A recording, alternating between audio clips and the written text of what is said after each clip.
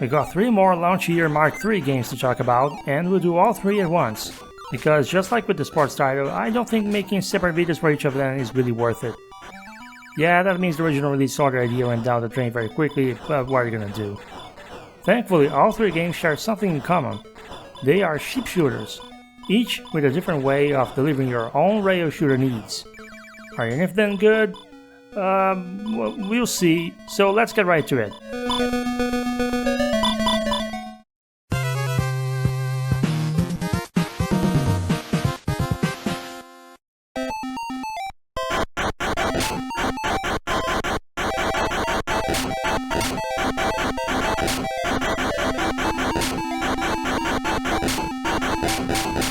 This is Satellite 7, also known as Nothing, because as far as I know, it never came out to territories outside of Japan. Well, it did get a release in Brazil through some karaoke DVD machine abomination that Tectoy made that combined Master System and karaoke in the same Frankenstein monster device. I'm sure it was a huge success that sold dozens of units to clueless soccer dads and tennis moms in a couple states here in Brazil. Thanks for contributing with more electronic waste, Tectoy. Now feast your eyes on what you all miss out on.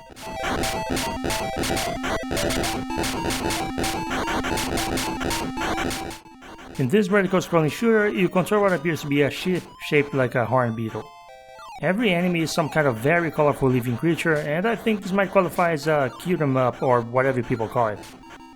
Well, I guess those giant cookies don't look like any animal.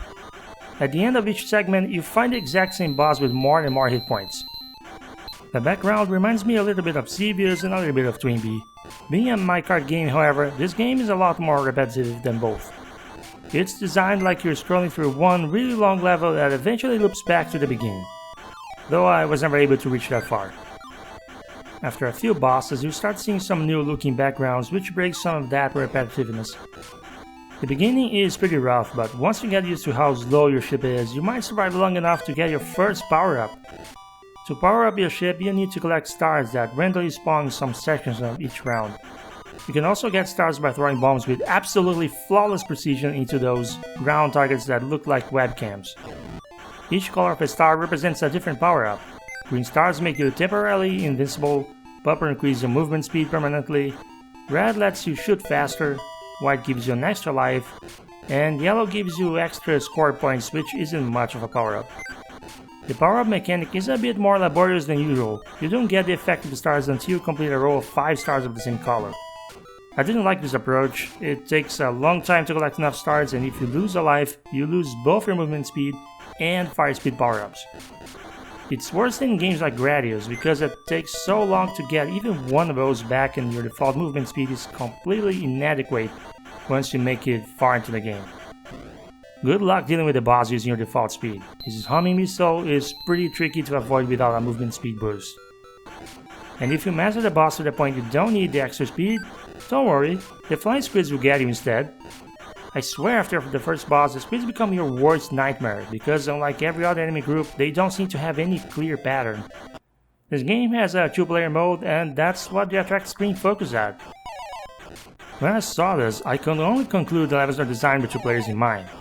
When you see the ships moving and shooting in sync, it just makes perfect sense. But come on, no 2 players are going to synchronize that well. Was Sakurai the one playing for the demo? In 2-player mode, when the ships touch each other, they do a special spread shot and switch places, which might be the coolest feature in this remarkable game. Except, both ships look exactly the same, so it's very easy to get confused about who is controlling which ship, if you do this too much. The couple seconds you take to get used to which direction you're going to is more than enough to lose a life. I don't think they thought this through at all. With a very uninteresting power-up gimmick that lacks variety, repetitive scenario, lack of enemy pattern variety, and recycled bosses, this being a tiny minecart game is hardly an excuse for how it takes 5 minutes to see pretty much all the game has to offer. Xevious and Twinbee were already out at this point, so we can't use the good game for its time as a defense either. I don't think I can recommend this one. Is this the worst shooter in the world? No, but it feels like one of those better than nothing titles you pick up during the launch months of a new system.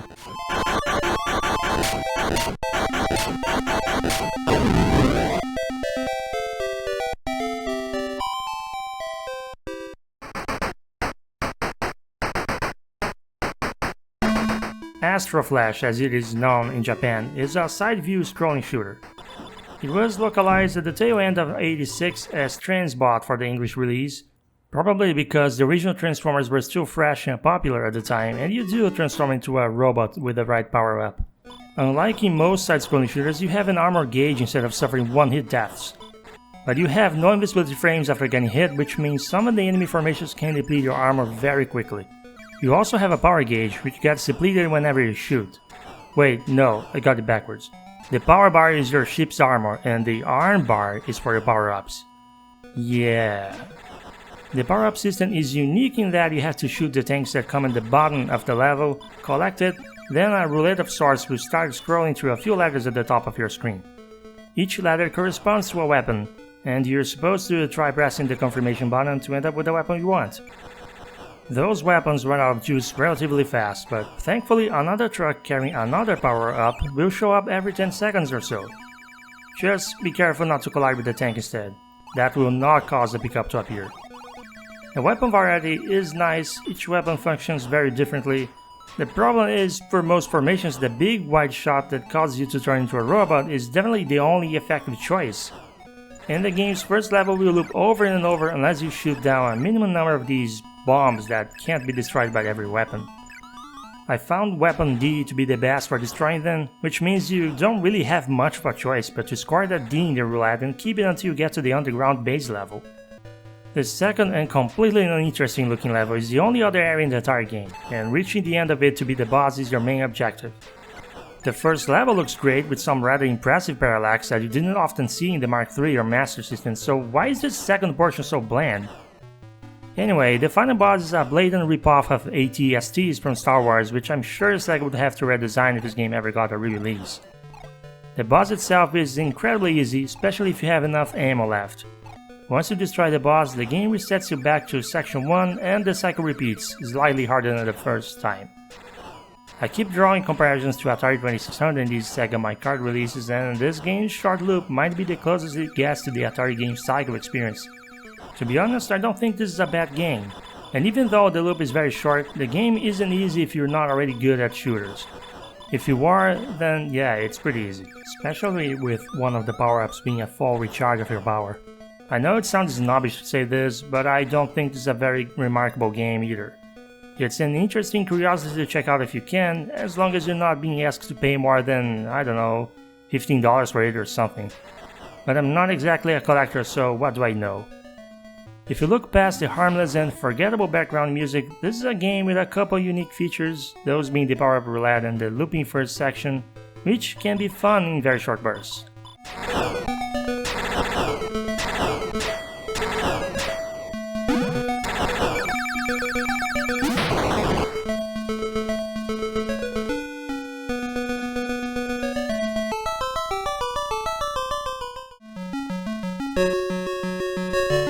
F-16 Fighting Falcon is a port of an MSX game of the same name from 1984.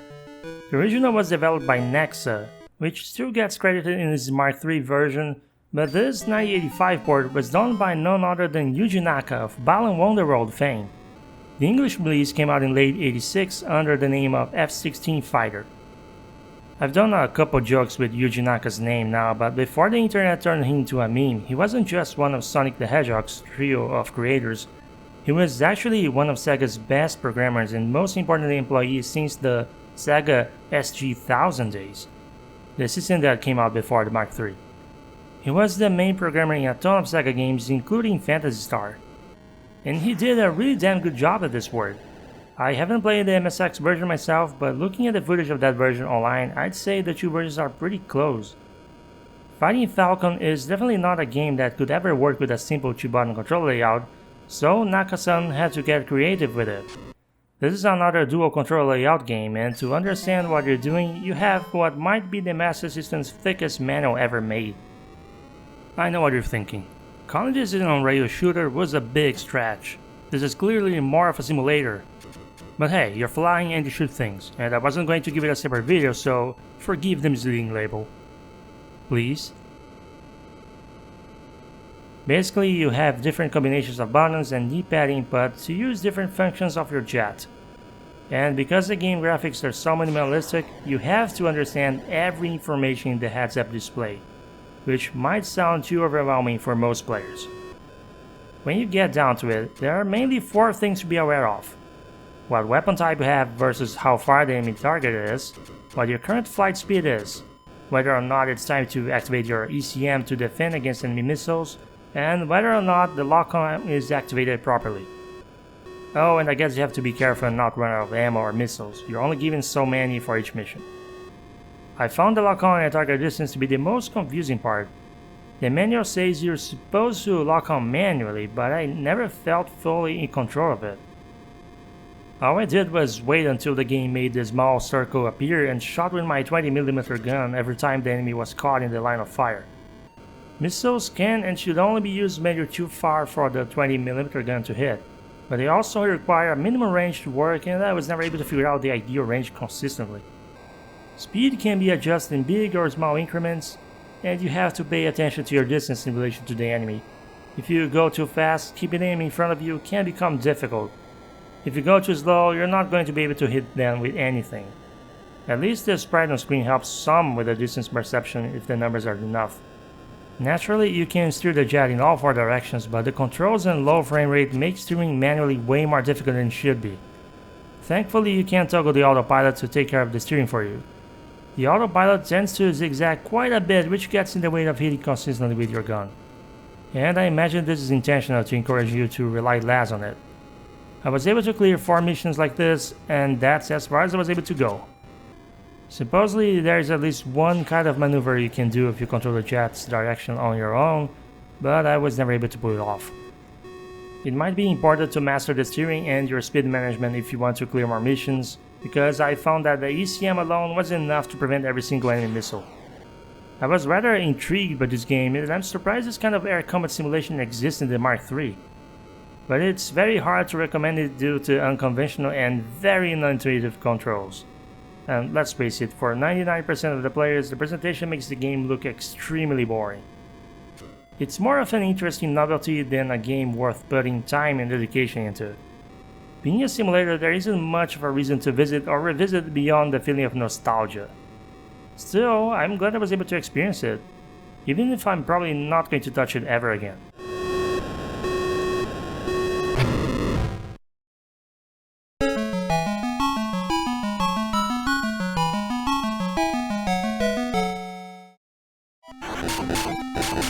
And there you have it, all 3 shooters that came out shortly after the launch of the Sega Mark III.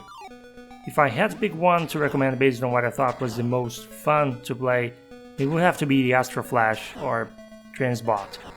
In terms of content length, I guess you get a lot more bang for your buck with Satellite 7. But if you want to play through, let's say, traditional means, then be prepared to track a Sega Mark III and pay a high price for the game card. Anyway, if you enjoyed this video, please consider subscribing to our channel. We really want to break that 400 subscribers milestone before the end of the year.